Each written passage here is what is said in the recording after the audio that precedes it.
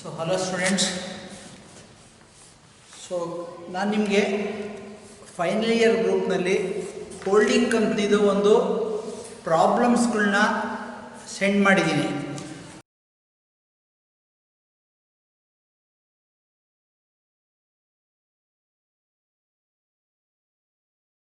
ಆ ಪ್ರಾಬ್ಲಮ್ಸ್ಗಳನ್ನ ಬರ್ಕೊಳ್ಳಿ ಅಂತ ಹೇಳಿದ್ದೀನಿ. ಆ ಬರ್ಕೊಂಡಿರ್ತಕ್ಕಂಥ ಪ್ರಾಬ್ಲಮ್ನ ನಾನಿಲ್ಲಿ ಸಾಲ್ವ್ ಮಾಡಿ ಅದನ್ನು ನನ್ನ ಯೂಟ್ಯೂಬ್ ಚಾನಲಲ್ಲಿ ಅದನ್ನು ಅಪ್ಲೋಡ್ ಮಾಡ್ತೀನಿ. ಅದನ್ನು ನೀವು ಕ್ಲಿಯರಾಗಿ ಅಬ್ಸರ್ವ್ ಮಾಡಿ.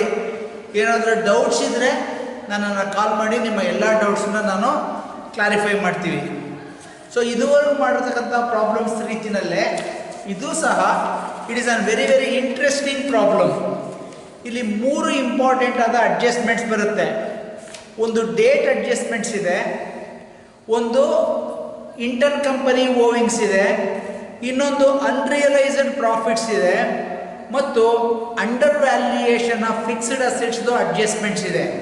ಈ ರೀತಿ ಎಲ್ಲ ಅಡ್ಜಸ್ಟ್ಮೆಂಟ್ಸನ್ನು ಒಳಗೊಂಡಿರ್ತಕ್ಕಂಥ ಪ್ರಾಬ್ಲಮ್ಸ್ ಇದು. ಇಂಟರ್ ಕಂಪನಿ ಓವಿಂಗ್ಸ್ ಬರುತ್ತೆ, ಅನ್ರಿಯಲೈಸ್ಡ್ ಪ್ರಾಫಿಟ್ ಬರುತ್ತೆ, under valuation of fixed assets ಬರುತ್ತೆ, ಮತ್ತು ಇನ್ ಬಿಟ್ವೀನ್ ದ ಡೇಟ್ಸ್ಗಳು ಬರುತ್ತೆ. ಈ 4 ಅಡ್ಜಸ್ಟ್ಮೆಂಟ್ಸ್ ಇರೋದ್ರಿಂದ ಈ ರೀತಿಯ ಪ್ರಾಬ್ಲಮ್ಸ್ಗಳನ್ನ ಗಮನ ಇಟ್ಟು ನೀಟಾಗಿ ಕಲ್ತ್ಕೊಂಡ್ಬಿಟ್ರೆ ಎಕ್ಸಾಮಲ್ಲಿ ಇದೇ ರೀತಿಯ ಪ್ರಾಬ್ಲಮ್ಸ್ಗಳನ್ನ ನಿಮಗೆ ಜಾಸ್ತಿ ಕೇಳ್ತಕ್ಕಂಥ ಚಾನ್ಸಸ್ ಇರುತ್ತೆ. ಅದಕ್ಕೋಸ್ಕರ ಈ ಪ್ರಾಬ್ಲಮನ್ನು ನಾನು ನೀಟಾಗಿ ಮಾಡ್ತೀನಿ, ಅದನ್ನು ಅಬ್ಸರ್ವ್ ಮಾಡಿ. ಸೊ ಫಸ್ಟ್ ಪ್ರಾಬ್ಲಮ್ಸ್ಗಳನ್ನ ಕೊಟ್ಟ ತಕ್ಷಣ ಪ್ರಾಬ್ಲಮ್ನ ಓದಬೇಕು. ಸೊ ಪ್ರಾಬ್ಲಮ್ನ ಓದಿದಾಗ ನಾವು ಮೊದಲೇ ಹೇಳಿದ್ದೀನಲ್ಲ, ನಾನು 5 important steps to be followed at the time of preparing the consolidated balance sheet. ಆ 5 ಸ್ಟೆಪ್ಸ್ ಯಾವ್ಯಾವುದು? ಮೊದಲನೇದು ರೇಷಿಯೋ ಕಂಡುಹಿಡ್ಕೊಬೇಕು. ಎರಡನೇದು how much is the capital profit, ಎಷ್ಟು ಕ್ಯಾಪಿಟಲ್ ಪ್ರಾಫಿಟ್ ಅನ್ನೋದನ್ನು ಕಂಡುಹಿಡ್ಕೊಬೇಕು. ಮೂರನೇದು ರೆವಿನ್ಯೂ ಪ್ರಾಫಿಟ್, ಎಷ್ಟು ರೆವಿನ್ಯೂ ಪ್ರಾಫಿಟ್ ಅನ್ನೋದನ್ನು ಕಂಡುಹಿಡ್ಕೊಬೇಕು. ನಾಲ್ಕನೇದು ಮೈನಾರಿಟಿ ಇಂಟ್ರೆಸ್ಟ್, ಮೈನಾರಿಟಿ ಇಂಟ್ರೆಸ್ಟ್ ಎಷ್ಟು ಅಂತ ಕ್ಯಾಲ್ಕುಲೇಟ್ ಮಾಡ್ಕೊಬೇಕು. ಅದಾದಮೇಲೆ ಕಾಸ್ಟ್ ಆಫ್ ಕಂಟ್ರೋಲನ್ನು ಕ್ಯಾಲ್ಕುಲೇಟ್ ಮಾಡ್ಕೊಬೇಕು. ಈ 5 ಕಾಮನ್ ಆಗಿ ಬರ್ತಕ್ಕಂಥದ್ದು. ಇದರ ಜೊತೆಯಲ್ಲಿ ಇಂಟರ್ ಕಂಪನಿ ಓವಿಂಗ್ಸ್ ಇದೆ, ಅನ್ರಿಯಲೈಸ್ಡ್ ಪ್ರಾಫಿಟ್ ಇದೆ, ಫಿಕ್ಸ್ಡ್ ಅಸೆಟ್ಸ್ ಅಂಡರ್ ವ್ಯಾಲ್ಯೂಯೇಷನ್ ಆದಾಗ ಏನು ಮಾಡಬೇಕು, ಈ ರೀತಿ ಕೆಲವೆಲ್ಲ ಅಡ್ಜಸ್ಟ್ಮೆಂಟ್ಸ್ಗಳಿದೆ. ಸೊ ಮೊದಲು ನಾನು ನಿಮಗೆ how to calculate the ratio of holdings, ಇದನ್ನ ನಾವು ರೇಷಿಯೋ ಅಂತ ಕರಿತೀವಿ. ರೇಷಿಯೋನ ಕಂಡುಹಿಡಿಬೇಕು ಅಂತ ಹೇಳಿದ್ರೆ ಪ್ರಾಬ್ಲಮ್ ಅಲ್ಲಿ ನೋಡಿ, ಒಂದು ಹೋಲ್ಡಿಂಗ್ ಕಂಪನಿ, ಒಂದು subsidiary company. Holding company is Dev limited, subsidiary company is Vikas limited. ಇಲ್ಲಿ 2 ಕಂಪನಿ ಇದೆ, ಒಂದು ದೇವ್ ಲಿಮಿಟೆಡ್, ಒಂದು Vikas limited. Dev limited holding company ಆಗುತ್ತೆ, ವಿಕಾಸ್ ಲಿಮಿಟೆಡ್ ಸಬ್ಸಿಡರಿ ಕಂಪನಿ ಆಗುತ್ತೆ. ನಾವು ರೇಷಿಯೋನ ಕಂಡುಹಿಡಿಬೇಕಾದಾಗ ಸಬ್ಸಿಡರಿ ಕಂಪ್ನಿಯಲ್ಲಿ ಎಷ್ಟು ಶೇರ್ಸ್ಗಳಿದೆ ಅನ್ನೋದನ್ನು ಕಂಡುಹಿಡ್ಕೊಬೇಕು. ಇಲ್ಲಿ 4 ಲಕ್ಷ ರೂಪಾಯಿ ಶೇರ್ಸ್ ಇದೆ. Share capital is 4 lakh in Vikas limited. ಅದರಲ್ಲಿ ಅಸೆಟ್ ಸೈಡಲ್ಲಿ ನೋಡಿ, ಇನ್ವೆಸ್ಟ್ಮೆಂಟ್ ಅಂತ ಹೇಳ್ಬಿಟ್ಟು 60% ಅಂತ ಹೇಳ್ತಾನೆ. ಅಂದರೆ ಒಂದು ಹೋಲ್ಡಿಂಗ್ ಕಂಪನಿ ಸಬ್ಸಿಡರಿ ಕಂಪ್ನಿ ಮೇಲೆ 60% ಇನ್ವೆಸ್ಟ್ ಮಾಡ್ತಾ ಇದೆ, 60% ಶೇರ್ಸನ್ನು ಟೇಕನ್ ಓವರ್ ಮಾಡ್ತಾ ಇದೆ. ಅಲ್ಲಿಗೆ holding company is acquired 60% of shares, 60% ಶೇರ್ಸ್ನ ಅಕ್ವೈರ್ ಮಾಡ್ಕೊಂಡು ಹೋಗುತ್ತೆ. ಒಂದು ಹೋಲ್ಡಿಂಗ್ ಕಂಪನಿ ಸಬ್ಸಿಡರಿ ಕಂಪ್ನಿಯಲ್ಲಿ 60% ತಗೊಂಡೋದ್ರೆ ಮಿಕ್ಕಿದ್ದೆಷ್ಟು? ಉಳ್ಕೊಂಡಿದ್ದು 40%. ಆ 40% ಯಾರ ಹತ್ರ ಇರುತ್ತೆ? ಆ 40% ಮೈನಾರಿಟಿ ಶೇರ್ ಹೋಲ್ಡರ್ಸ್ ಹತ್ರ ಇರುತ್ತೆ. Holding company 60% ತಗೊಂಡೋಗುತ್ತೆ. ಸೊ ಉಳಿದಿದ್ದು 40% ಮೈನಾರಿಟಿ ಶೇರ್ ಹೋಲ್ಡರ್ಸ್ ಹತ್ರ ಇರುತ್ತೆ. ಅದಕ್ಕೋಸ್ಕರವಾಗಿ ದ ರೇಷಿಯೋ ವಿಲ್ ಬಿ 6:4 ಅಥವಾ 3:2. This is the ratio. ಈ ರೀತಿಯಾಗಿ ರೇಷಿಯೋನ ಕಂಡುಹಿಡ್ಕೊಬೇಕು. ಅಥವಾ ಪ್ರಾಬ್ಲಮಲ್ಲಿ ಕೆಳಗಡೆ ಹೇಳಿರ್ತಾನೆ, ಏನಂತ ಹೇಳಿರ್ತಾನೆ ಪ್ರಾಬ್ಲಮಲ್ಲಿ? How many shares are acquired. For example ಇನ್ನೊಂದು ಉದಾಹರಣೆ ಕೊಡ್ತೀನಿ. 4 ಲಕ್ಷ ಶೇರ್ಸ್ ಇತ್ತು, ಅವರು 75% ತಗೊಂಡೋಗ್ಬಿಟ್ರು ಅಂತಂದರೆ ಮಿಕ್ಕಿದ 25% ಆಗುತ್ತೆ. ಅಲ್ಲಿಗೆ ಅದು 3:1 ಆಗುತ್ತೆ. ಬಟ್ ಇಲ್ಲಿ 60% 40% ಆಗಿರೋದ್ರಿಂದ 60% 40% ಅಂದರೆ 6:4 or 3:2 is the ratio. So ಮೊದಲು ರೇಷಿಯೋ ಕಂಡುಹಿಡಿದಿದ್ದಾಯಿತು. ರೇಷಿಯೋ ಆದಮೇಲೆ the second one is called as capital profit. ಎರಡನೇದು ನಾವು ಕ್ಯಾಪಿಟಲ್ ಪ್ರಾಫಿಟ್ನ ಕ್ಯಾಲ್ಕುಲೇಟ್ ಮಾಡಬೇಕು. So how to calculate the capital profit? So capital ಪ್ರಾಫಿಟ್ನ ಕಂಡುಹಿಡಿಯಲಿಕ್ಕೆ ಇಲ್ಲಿ 3 ಇಂಪಾರ್ಟೆಂಟ್ ಆದ ಡೇಟ್ಸ್ಗಳನ್ನ ಕೊಟ್ಟಿದ್ದಾರೆ. ಶೇರ್ಸನ್ನು ಯಾವತ್ತು ಅಕ್ವೈರ್ ಮಾಡ್ಕೊಂಡಿದ್ದಾರೆ ಅಂತ ಹೇಳಿದೆ ನೋಡಿ ಮೊದಲನೇ ಅಡ್ಜಸ್ಟ್ಮೆಂಟ್ಸಲ್ಲಿ. Dev limited acquired shares of Vikas limited on 30/9/2016. 30/9/2016 date of acquire, date of acquisition. ನಮಗೆ ಬ್ಯಾಲೆನ್ಸ್ ಶೀಟ್ ಕೊಟ್ಟಿರ್ತಕ್ಕಂಥದ್ದು ಯಾವುದು? Date of balance sheet. Date of balance sheet 31st March 2017. ನಮಗೀಗ ಬ್ಯಾಲೆನ್ಸ್ ಶೀಟ್ ಕೊಡ್ತಕ್ಕಂಥ date 31st March 2017. Date of acquisition 30/9/2016.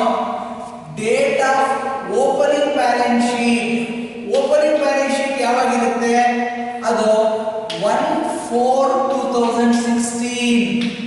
1/4 ಅಥವಾ 31st March 2016 ಇದು opening balance sheet, ಇದು date of ಅಕ್ವಿಸಿಷನ್ನು, ಇದು date of balance sheet closing.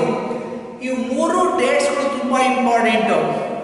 Date of acquire ಇದಾದರೆ ಈ ಪೀರಿಯಡಿಂದ ಈ ಪೀರಿಯಡ್ಗೆ ಬರ್ತಕ್ಕಂಥದ್ದು ಪ್ರೀ ಇನ್ಕಾರ್ಪೊರೇಷನ್ ಪೀರಿಯಡ್.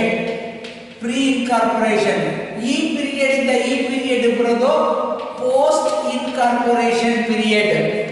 ಸೊ ಇದು 6 months ಅಂದರೆ 1/4/2016 ಇಂದ 30/9/2016ಗೆ 6 months ಆಗುತ್ತೆ.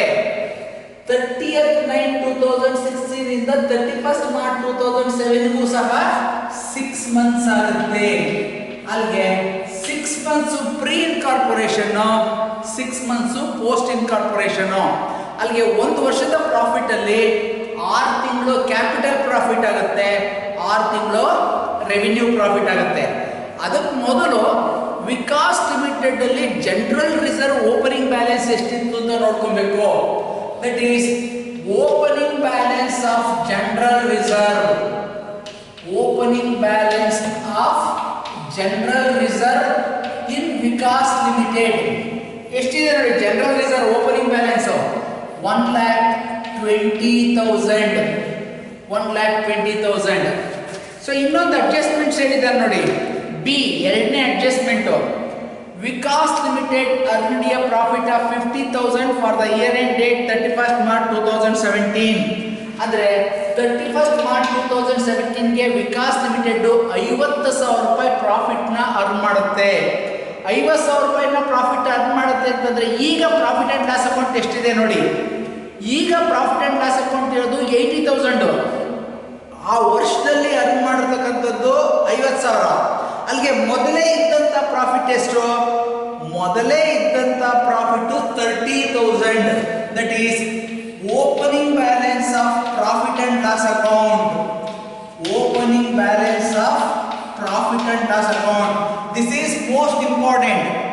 ಸೊ ಈ ವರ್ಷದಲ್ಲಿ 50,000 ರೂಪಾಯಿ ಅರ್ನ್ ಮಾಡಿದ್ದಾರೆ.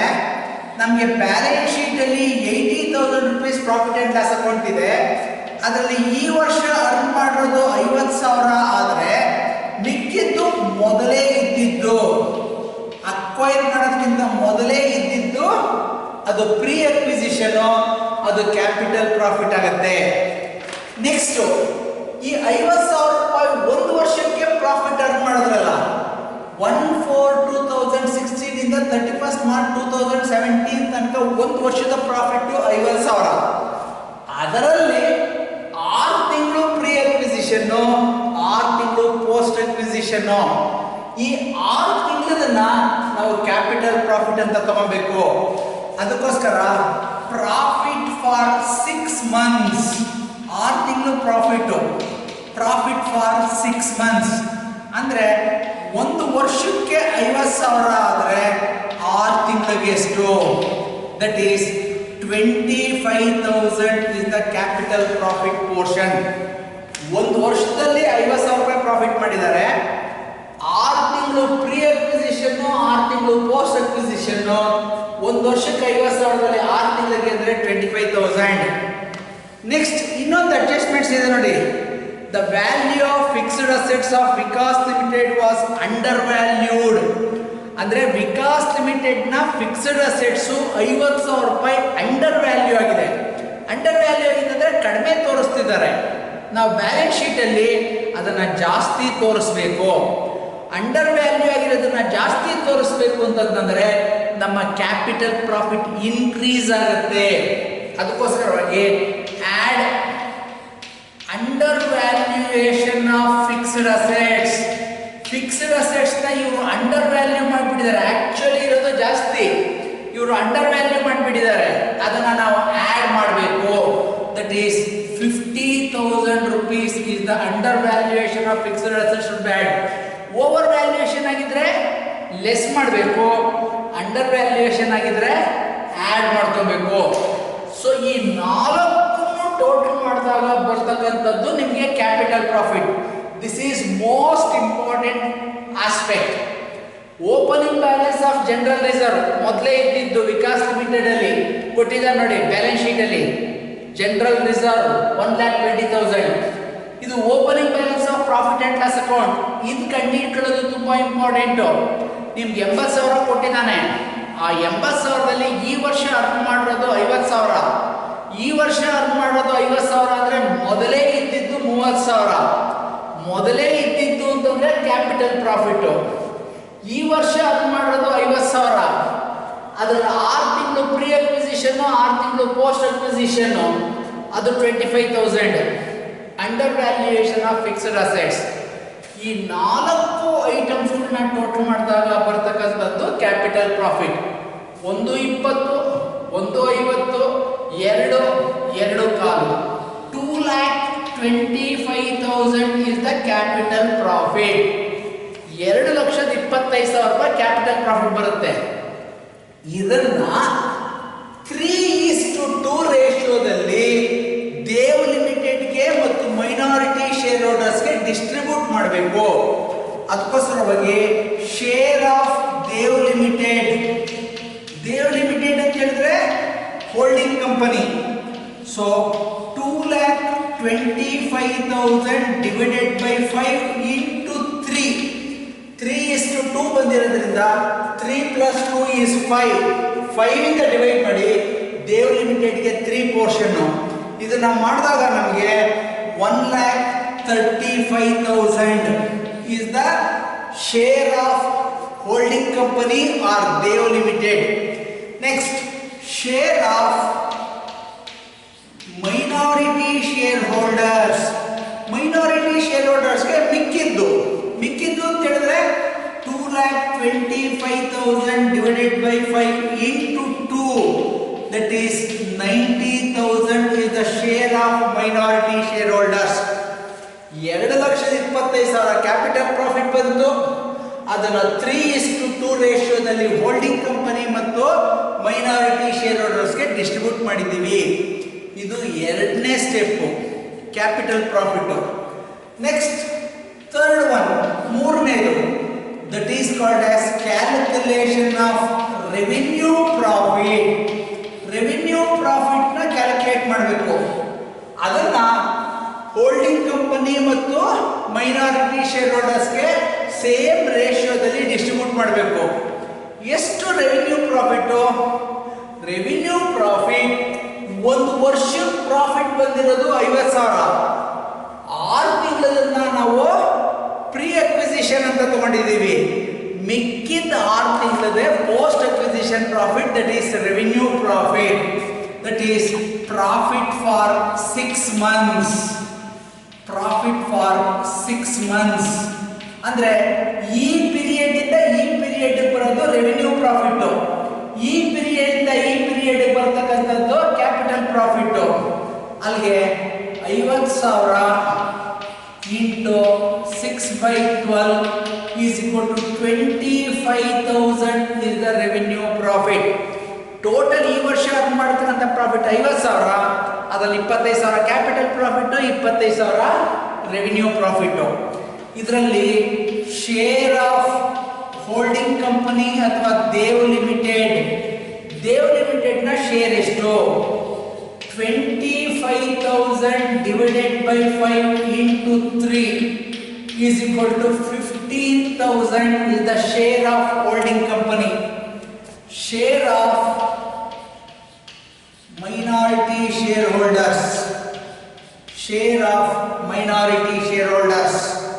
25,000 divided by 5 into 2, that is 10,000. So this is revenue profit and their distribution. Next, fourth one, ನಾಲ್ಕನೇದು ಕ್ಯಾಲ್ಕುಲೇಷನ್ ಆಫ್ ಮೈನಾರಿಟಿ ಇಂಟ್ರೆಸ್ಟ್.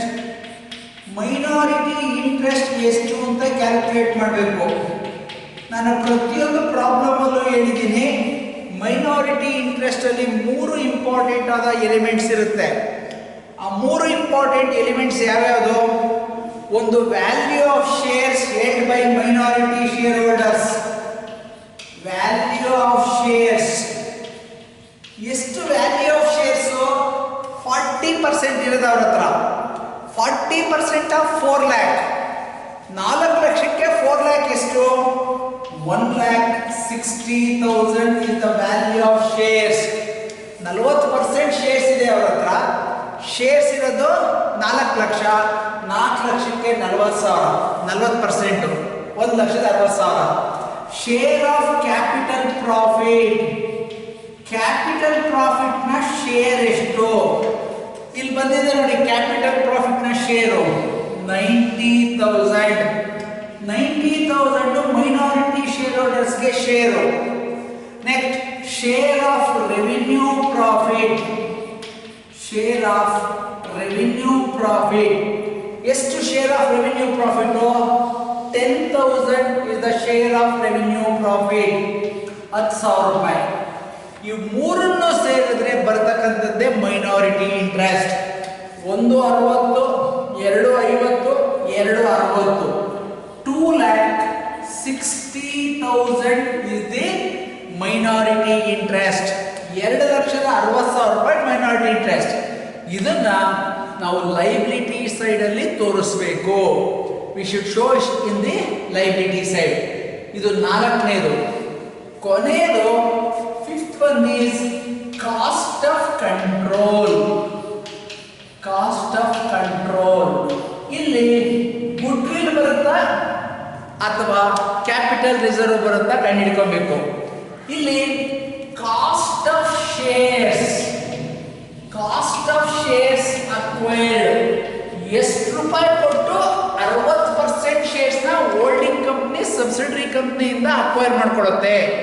ಅದನ್ನ ಇನ್ವೆಸ್ಟ್ಮೆಂಟ್ ಅಲ್ಲಿ ಕೊಟ್ಟಿದ್ದಾರೆ ನೋಡಿ.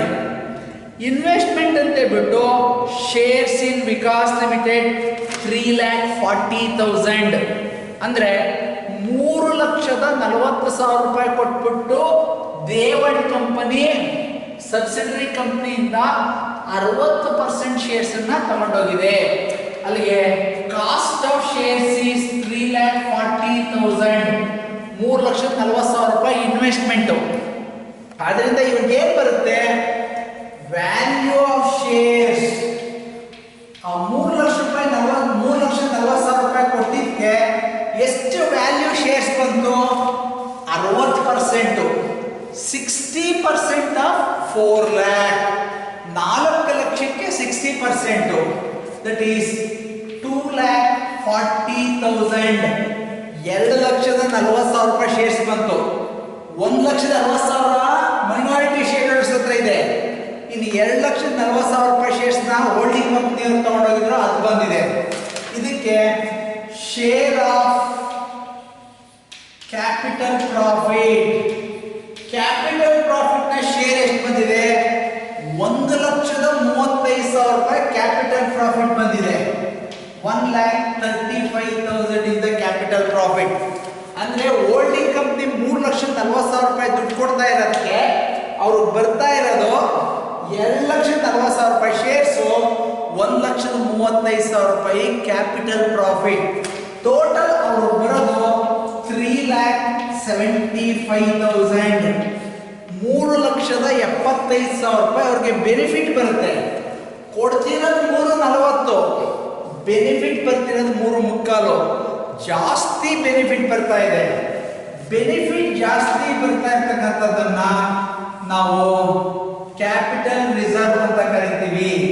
ಕ್ಯಾಪಿಟಲ್ ರಿಸರ್ವ್ ಅಂತ ಕರಿತೀವಿ. 35,000 ಇಸ್ ದ ಕ್ಯಾಪಿಟಲ್ ರಿಸರ್ವ್. ನಾವು ದುಡ್ಡು ಜಾಸ್ತಿ ಕೊಟ್ಟು ಬೆನಿಫಿಟ್ ಕಮ್ಮಿ ಬಂದ್ರೆ ಗುಡ್ ವಿಲ್. ನಾವು ದುಡ್ಡು ಕಮ್ಮಿ ಕೊಟ್ಟು ನಮಗೆ ಬೆನಿಫಿಟ್ ಜಾಸ್ತಿ ಬಂದ್ರೆ ಅದು ಕ್ಯಾಪಿಟಲ್ ರಿಸರ್ವ್. ಇದನ್ನ ಕ್ಯಾಪಿಟಲ್ ರಿಸರ್ವ್ ಅಂತ ಕರಿತೀವಿ. ಇದನ್ನ ಲೈಬಿಲಿಟಿ ಸೈಡ್ ಅಲ್ಲಿ ತೋರಿಸ್ತೀವಿ. ಈ 5 ಇಂಪಾರ್ಟೆಂಟ್ ಅಡ್ಜಸ್ಟ್ಮೆಂಟ್ಸ್ ನ ಮಾಡಲೇಬೇಕು. ಇದ್ರ ಜೊತೆಯಲ್ಲಿ 6ನೇದು ಇಂಟರ್ ಕಂಪನಿ ಮೂವಿಂಗ್ಸ್ ಒಂದಿದೆ, ಅನ್ರಿಯಲೈಸ್ಡ್ ಪ್ರಾಫಿಟ್ ಅಂತ ಒಂದಿದೆ. Inter company owings bills receivable ಮತ್ತು ಬಿಲ್ಸ್ ಪೇಯಬಲ್ ಮಧ್ಯೆ ಇದೆ. 20,000 ರೂಪಾಯಿ bills receivable of Dev limited include ₹20,000 due from Vikas limited. ಅದನ್ನ BR 20,000 ಕಳಿಬೇಕು, ಈ ಕಡೆ ಬಿಲ್ಸ್ ಪೇಯಬಲ್ 20,000 ಕಳಿಬೇಕು. It is an adjustment. ಅದು inter company owings. Next unrealised profit. Unrealised profit ನೋಡಿ, last adjustment. Stock of Dev limited include worth ₹60,000 supplied by Vikas limited which were invoiced at a profit of 25% on cost. 25% on cost. Cost ಮೇಲೆ ಕೊಟ್ಟಿರೋದನ್ನ ನಾವು sales ಮೇಲೆ convert ಮಾಡ್ಕೋಬೇಕು. ಇದು 1/4 on cost is equal to 1/5 on sales. 25% ಅಂದ್ರೆ 1/4 ಬರುತ್ತೆ. 1/4 on cost is equal to 1/5 on sales ಆಗುತ್ತೆ. ಎಷ್ಟು ರೂಪಾಯಿ ಸ್ಟಾಕು? 60,000 ರೂಪಾಯಿ ಸ್ಟಾಕು. 20% ಪ್ರಾಫಿಟ್, ಅದು 1/5.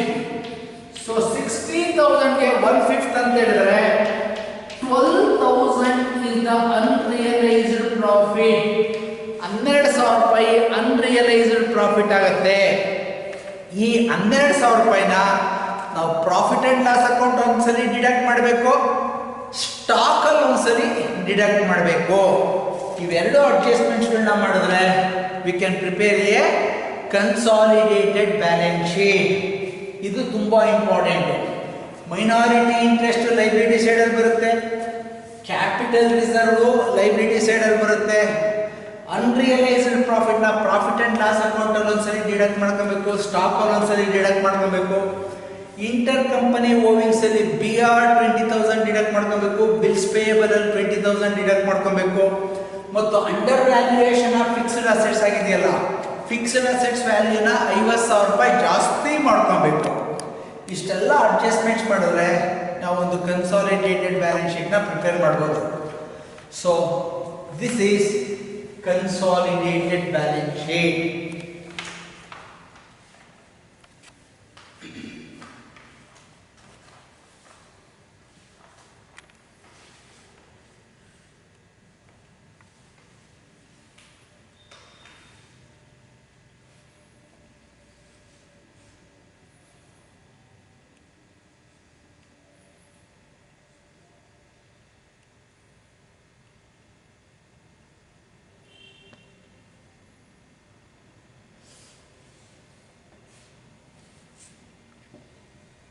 ಸೊ ಇಷ್ಟು ವರ್ಕಿಂಗ್ ನೋಟ್ಸನ್ನು ನಾವು ಮಾಡಿದ್ಮೇಲೆ ಒಂದು ಕನ್ಸಾಲಿಡೇಟೆಡ್ ಬ್ಯಾಲೆನ್ಸ್ ಶೀಟ್ನ ನಾವು ಪ್ರಿಪೇರ್ ಮಾಡ್ಬೋದು. It is a vertical form of consolidated balance sheet.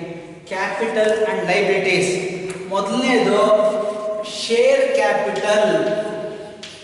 Share capital ನಾವು ಬರೀ ಹೋಲ್ಡಿಂಗ್ ಕಂಪ್ನಿ ಮಾತ್ರ ತಗೋತೀವಿ. That is Dev limited 13 lakh, 13 lakh. Next one is general reserve. General reserve ಸಹ ಅಷ್ಟೇನೆ, ಓನ್ಲಿ ಹೋಲ್ಡಿಂಗ್ ಕಂಪ್ನಿ, ಸಬ್ಸಿಡರಿ ಕಂಪ್ನಿನ ಅಲ್ಲಿ ಡಿಸ್ಟ್ರಿಬ್ಯೂಟ್ ಮಾಡಿಬಿಟ್ಟಿದ್ದೀವಿ. ಸೊ 3 lakh, 3 ಲಕ್ಷ ರೂಪಾಯಿ general reserve. Next one is capital reserve. ಯಾವುದು ಕ್ಯಾಪಿಟಲ್ ರಿಸರ್ವ್? ಇಲ್ಲಿ ನಾವು ಕಾಸ್ಟ್ ಆಫ್ ಕಂಟ್ರೋಲ್ ಕಂಡುಹಿಡಿದಾಗ ಬಂತಲ್ಲ 35,000, ಅದು capital reserve 35,000. Next profit and loss account. Profit and loss account Dev limited ಎಷ್ಟಿದೆ? ದೇವ್ ಲಿಮಿಟೆಡ್ದು 1,20,000. 1,20,000. ಈ ವರ್ಷದ ರೆವಿನ್ಯೂ ಪ್ರಾಫಿಟ್ ಇದೆ ನೋಡಿ, ಈ ವರ್ಷದ revenue profit 50,000. Profit during the year, profit during the year 15,000. ಎರಡೂ ಟೋಟಲ್ ಮಾಡಿದ್ರೆ 1,35,000. ಇದರಲ್ಲಿ less unrealised profit. How much is the unrealised profit? 12,000. 12,000 is the unrealized profit. Outer column 1,23,000. This is the adjustment. ಇದು ದೇವ್ ಕಂಪ್ನಿದು, ಇದು ಈ ವರ್ಷ ರೆವಿನ್ಯೂ ಪ್ರಾಫಿಟ್ ಬಂದಿರೋದು, ಅದರಲ್ಲಿ ಅನ್ರಿಯಲೈಸ್ಡ್ ಪ್ರಾಫಿಟ್ ನ ಡಿಡಕ್ಟ್ ಮಾಡಿರೋದು 1,23,000. Next one is sundry creditors. Dev limited, Vikas limited 80,000, 30,000. Total 1,10,000. 1,10,000. Next bills payable. Dev limited, Vikas limited 40,000, 20,000. Total 60,000 less intercompany owings, that is 20,000. Intercompany adjustments ಅಂತ ಒಂದಿದೆ ನೋಡಿ, ಆ 20,000 ಡಿಡಕ್ಟ್ ಮಾಡಿದ್ರೆ ಇಟ್ ಕಮ್ಸ್ ಟು 40,000. ಇದಕ್ಕೆ ಲಾಸ್ಟ್ ಅಲ್ಲಿ ಮೈನಾರಿಟಿ ಇಂಟ್ರೆಸ್ಟ್ ನಾವು ಕ್ಯಾಲ್ಕುಲೇಟ್ ಮಾಡಿದ್ವಿ, ಮೈನಾರಿಟಿ ಇಂಟ್ರೆಸ್ಟ್ ಅದನ್ನ ಆಡ್ ಮಾಡಬೇಕು. How much is the minority interest? 2,60,000 is the minority interest. So these are all the items is appear on the liability side. So total ಇದಿಷ್ಟನ್ನು total ಮಾಡಿದ್ರೆ 21,68,000 ಬರುತ್ತೆ. 21,68,000. This is capital and liability side. Next I will continue the asset side here only. ನನಗೆ board ಮೇಲೆ ಜಾಗ ಸಾಕಾಗದೇ ಇರೋದ್ರಿಂದ asset side ಅನ್ನು ಇಲ್ಲೇ adjust ಮಾಡ್ತೀನಿ ನಾನು. ಅಸೆಟ್ಸ್ ಅಸೆಟ್ಸ್ ಅಸೆಟ್ಸ್ ಅಲ್ಲಿ ಮೊದಲನೇದೇನಿದೆ? Fixed assets. Fixed assets Dev limited ಮತ್ತು Vikas limited. Dev limited 9 lakh, Vikas limited 3 lakh. Under valuation add ಮಾಡಬೇಕಲ್ಲ, ಆಡ್ ಅಂಡರ್ ವ್ಯಾಲ್ಯೂಯೇಷನ್ 50,000. ಟೋಟಲ್ 12,50,000. ಇಲ್ಲಿ ಅಂಡರ್ ವ್ಯಾಲ್ಯೂಯೇಷನ್ ಅನ್ನು ನಾವಿಲ್ಲಿ ಆಡ್ ಮಾಡಬೇಕು. ಓವರ್ ವ್ಯಾಲ್ಯೂಯೇಷನ್ ಆಗಿದ್ರೆ ಡಿಡಕ್ಟ್ ಮಾಡ್ಕೋಬೇಕು, ಅಂಡರ್ ವ್ಯಾಲ್ಯೂಯೇಷನ್ ಆದ್ರೆ ಇಲ್ಲಿ ಆಡ್ ಮಾಡ್ಕೋಬೇಕು. 12,50,000. ಇನ್ವೆಸ್ಟ್ಮೆಂಟ್ ಬರೋದಿಲ್ಲ. Next one is stock. Dev limited, Vikas limited 2,60,000, 1,90,000.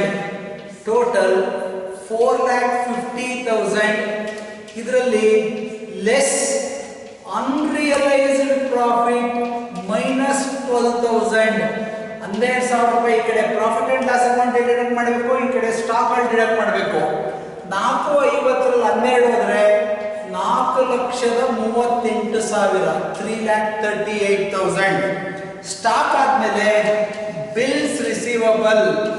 Dev limited, Vikas limited 80,000, 70,000. Total 1,50,000. ಇದರಲ್ಲಿ ಲೆಸ್ ಇಂಟರ್ ಕಂಪನಿ ಓವಿಂಗ್ಸ್. ಈ ಕಡೆ ಬಿಲ್ಸ್ ಪೇಯಬಲ್ ಡಿಡಕ್ಟ್ ಮಾಡಿದೀವಿ, ಈ ಕಡೆ ಬಿಲ್ಸ್ ರಿಸೀವಬಲ್ ಅಲ್ಲಿ ಡಿಡಕ್ಟ್ ಮಾಡಬೇಕು. 20,000 intercompany adjustments. Outer column 1,30,000.